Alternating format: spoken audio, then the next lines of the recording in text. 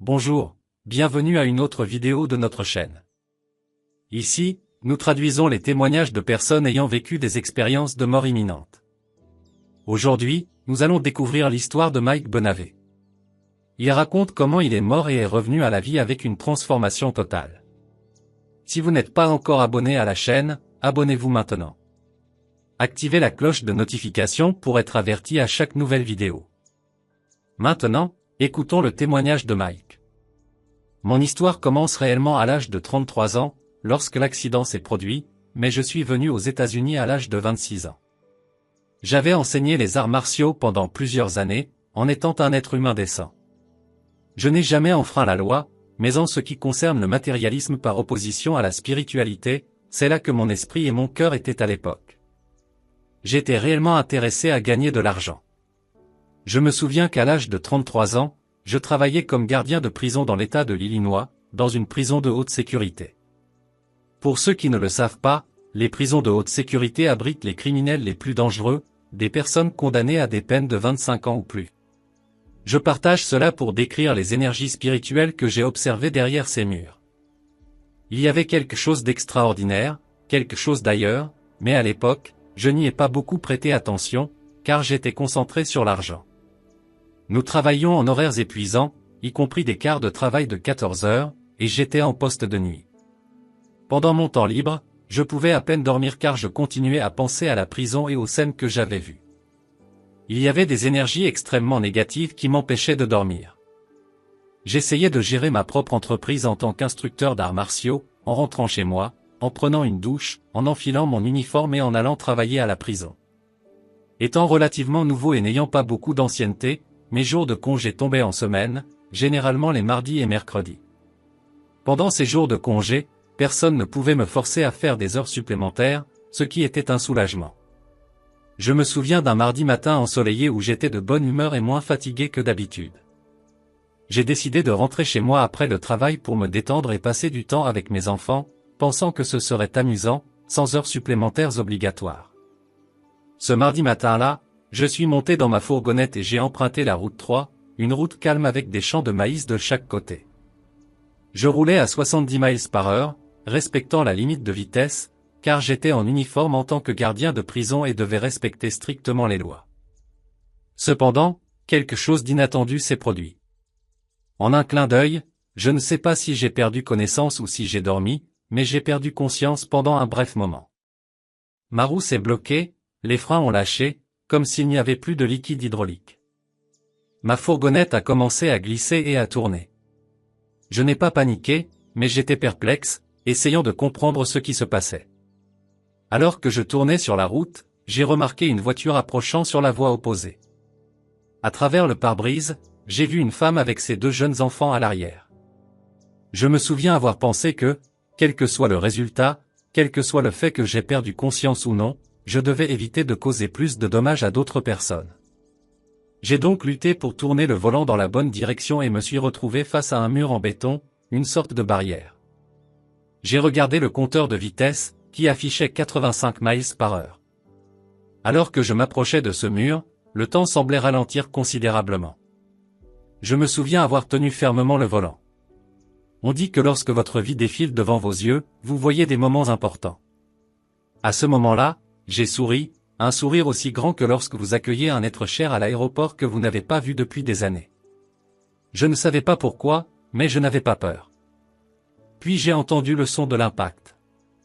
C'était la plus grande explosion que j'ai jamais entendue de toute ma vie, surpassant toutes les explosions que j'avais jamais vues.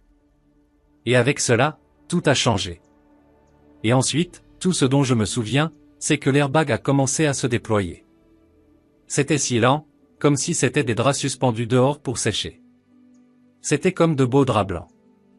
Tout ce dont je me souviens, c'est d'avoir ouvert les yeux la tête en bas et de me rendre compte que je me souvenais de tout ce qui s'était passé depuis le moment où je suis sorti de prison jusqu'au moment où j'ai perdu le contrôle de la voiture et de la dame devant moi que je devais éviter de percuter. Je me souviens de tout, donc ce n'est pas comme si j'étais absent et ne savais pas ce qui s'était passé. J'étais la tête en bas, à l'intérieur de ma fourgonnette, et il y avait beaucoup de photos en ligne à ce sujet. La veine était écrasée comme une canette de soda et la carrosserie de la voiture avec le klaxon formait quelque sorte de fourche, comme des épées qui étaient juste sur moi. Je me suis réveillé en haut, et c'est la meilleure sensation que j'ai jamais ressentie de ma vie. Je me souviens d'avoir été étonné qu'il n'y ait aucun son. C'était comme si le son avait été complètement aspiré de ce monde. Bien sûr, il n'y avait aucune douleur, aucune odeur, aucune sensation au toucher. Il n'y avait absolument rien. Puis j'ai réalisé que mes pensées avaient disparu. Je n'avais aucune pensée. Je simplement existais, il n'y avait pas de point d'interrogation. Je savais que j'étais en sécurité, heureux de me sentir chez moi. Maintenant, je vois tout, je suis toujours dans la voiture. La voiture était complètement écrasée, et c'était presque comme si le côté conducteur, mon côté, avait subi le plus d'impact. Techniquement, j'aurais dû être décapité. Je suis en train de découvrir ce qui se passe. Je veux dire, je suis toujours coincé, mais c'est comme la meilleure sensation du monde. Quelqu'un vous chatouille constamment et il n'y a rien dont s'inquiéter. Vous vivez une véritable définition de la vie, vivant inconditionnellement, sans problème, sans rien de négatif dans votre vie, sans point d'interrogation, sans doute. Je me souviens d'avoir pensé que je devais sortir de cette situation, même si je devais mourir. C'est ainsi que ça semblait. Je regarde dehors et je vois une dame juste devant la fourgonnette. Elle marchait de long en large. Elle semblait vieille, avait la soixantaine et était habillée en noir. Ses vêtements semblaient dater des années 1800, quelque chose comme ça. Elle avait une cicatrice de brûlure sur la joue droite et un foulard sur la tête. Elle marchait de long en large, et à chaque fois que je demandais de l'aide, elle hochait simplement la tête, elle ne parlait pas. Elle se contentait d'acquiescer de la tête. À l'époque, j'aurais probablement été contrarié et frustré, sans comprendre pourquoi je n'obtenais aucune aide. Mais je ne la jugeais pas à l'époque. Je pensais peut-être qu'elle avait aussi peur de causer plus de tort que de bien, que la voiture prendrait feu ou quelque chose comme ça. Peut-être qu'elle avait peur. Alors, je ne la juguais pas, et je me disais que je voulais quand même profiter de cette expérience dans cet état de rêve. J'ai décidé de fermer les yeux, de me relever et d'essayer à nouveau de sortir et de m'exposer. Au moment où j'ai fermé les yeux, ils se sont rouverts immédiatement, et tout est revenu à la vie, avec tous les bruits et les odeurs. Il y avait une forte odeur d'essence dans la voiture, et le moteur était toujours en marche. Je sentais la pression sur mon genou parce que tout était écrasé. J'ai commencé à paniquer et je ne comprenais pas ce qui se passait. Puis j'ai vu des centaines de personnes à l'extérieur de la voiture. Sur le chemin de la route, il y avait 3 camions de pompiers, 2 ambulances. C'était fou, et je ne comprenais pas pourquoi, car je me sentais bien et je voulais simplement sortir. Je me souviens qu'un secouriste a trouvé ma fourgonnette et s'est précipité vers la fenêtre comme un ballon de football, en criant à plein poumon de ne pas bouger. Je me souviens lui avoir répondu que ça allait bien, mais il a dit que ça n'allait pas bien et m'a demandé de ne pas bouger. Et puis il m'a administré une injection intraveineuse à travers la fenêtre. Je me souviens de lui avoir demandé, « Pourquoi faites-vous cela ? Sortez-moi d'ici, s'il vous plaît. » J'allais bien, monsieur, et il m'a expliqué qu'il ne pouvait pas simplement me sortir de là, nous devions appeler les pompiers. Ils arrivaient avec les mâchoires de la vie, une machine hydraulique pour extraire les passagers de véhicules accidentés. J'ai essayé de dire que ça allait, mais personne n'écoutait. J'ai décidé de fermer les yeux et d'essayer de méditer, quelque chose que je ne savais pas vraiment ce que c'était à ce moment-là. C'était une expérience merveilleuse, car, pendant que je méditais, j'entendais les pompiers utiliser des marteaux et des scies pour couper la voiture, et tout autour de moi, des gens criaient. J'étais plus détendu, même au milieu du chaos. Quand on m'a enfin sorti de la voiture, ils ont coupé mon uniforme et m'ont administré de la morphine sans demander la permission, ce qui a provoqué une sensation de brûlure dans mon estomac. J'ai continué d'essayer de dire que ça allait, mais personne ne voulait écouter. Ils m'ont mis sur une civière, m'ont attaché et ont dit que j'avais probablement de nombreuses fractures, que je saignais et que j'avais des lésions cérébrales dues à la collision à 80 miles par heure. Ils étaient pressés, et j'ai décidé de coopérer pour éviter qu'ils ne pensent que je suis fou. J'ai été emmené dans une ambulance, une expérience nouvelle pour moi. C'était comme une unité de soins intensifs sur roues, avec les sirènes qui retentissaient. Il y avait une shérif à bord, et j'ai demandé la permission de poser une question. Elle m'a conseillé de ne pas le faire compte tenu de mes conditions, mais j'ai insisté. J'ai demandé s'il n'était pas illégal pour un citoyen de ne pas aider quelqu'un en danger, faisant référence à une dame que j'avais vue avant l'arrivée de la police. Cependant, la shérif a affirmé qu'il n'y avait aucune dame sur les lieux et que j'étais seul dans un champ avant leur arrivée. À l'hôpital, on m'a emmené à la salle de traumatologie, où on m'a examiné en détail, bien que je n'ai pas eu la moindre égratignure, ni ecchymose, ni inflammation. C'était comme si je n'avais subi aucun impact. Le médecin était surpris et a dit qu'il n'avait jamais vu quelque chose comme ça en toutes ses années d'expérience. J'ai demandé ce qu'il avait trouvé, et il a répondu qu'il n'y avait aucune blessure sur mon corps, comme si je n'avais pas été impliqué dans un accident. C'était un véritable miracle. Et il se demandait vraiment si c'était moi. Je me souviens lui avoir montré une égratignure sur ma main. Cette égratignure n'a pas été causée par l'accident lui-même, mais lorsque les pompiers ont utilisé les pinces de désincarcération pour me sortir de la voiture. Mes lunettes étaient cassées, et ils m'ont tiré rapidement, faisant heurter ma main contre l'une des fenêtres brisées, ce qui a résulté en une petite égratignure. Je vous raconte tout cela un jour après être retourné au travail. Je me souviens être allé à la casse où ils ont emmené ma voiture accidentée. J'avais besoin de récupérer la batterie, car je prévoyais d'acheter une autre voiture et j'avais besoin d'une nouvelle batterie.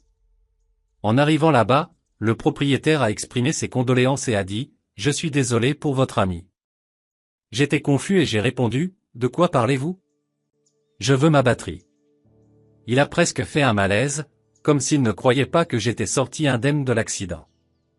À l'époque, j'étais très sceptique et matérialiste, moquant tout ce qui était spirituel. Cependant, environ un mois plus tard, j'ai commencé à avoir des visions et des messages directeurs. Tout se déroulait exactement comme je l'ai mentionné précédemment.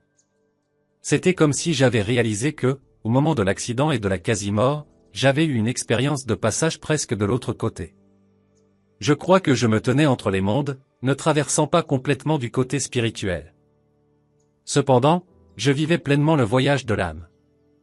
La vie me lançait d'un côté à l'autre, me présentant des défis dans tous les domaines, des relations au travail et des rencontres avec des gens. Au départ, ils semblaient insurmontables, mais j'ai rapidement réalisé qu'ils étaient de véritables bénédictions de la vie. La véritable bénédiction réside dans le fait de relever les défis qui font partie de notre voyage spirituel et de les surmonter, ou du moins de s'y rendre. Cela s'est déroulé sur des années et des mois, tandis que je continuais à perfectionner mes compétences médiumniques et à recevoir des messages avec des chiffres. Cela ne m'a pas effrayé, car cela semblait lié à l'accident et j'ai commencé à l'accepter. Cependant, ce fut un processus extrêmement difficile. Le réveil spirituel après une expérience comme celle-ci ressemble à une naissance. C'est un processus lent et intense, semblable à des contractions, des cris, à se briser hors d'un œuf et à émerger. Depuis lors, 7 ans se sont écoulés, et à la fin de cette période, j'ai rencontré ma flamme jumelle, qui était la pièce manquante du puzzle de ma vie. Cela a complété mon réveil spirituel. Il ne s'agit pas de se débarrasser de l'ego, mais d'apprendre à vivre avec lui et à le rééquilibrer, en maintenant toujours l'âme au-dessus de l'ego. Et non l'inverse, et pour cette raison, la conscience, la connaissance, continue de m'être transmise ou accordée chaque jour. Par le simple acte d'aider les gens au quotidien, j'assimile l'art de vivre sous l'égide de l'esprit et de vivre en tant qu'âme. En tant qu'âme, de nombreuses personnes posent la question, faut-il une raison pour s'éveiller ? Absolument pas, on peut s'éveiller instantanément avec un simple sourire de quelqu'un, en témoignant de l'amour, ou en se connectant à la profondeur de sa propre âme. Donc, oui, c'est mon parcours, et depuis lors, j'ai passé les 2 dernières années à aider des gens du monde entier au quotidien. Alors, qu'avez-vous pensé de cette incroyable histoire ? Laissez vos avis dans les commentaires. N'oubliez pas de vous abonner à la chaîne. Ensemble, faisons découvrir à davantage de personnes l'espoir qu'il existe une vie au-delà de ce que les yeux peuvent voir.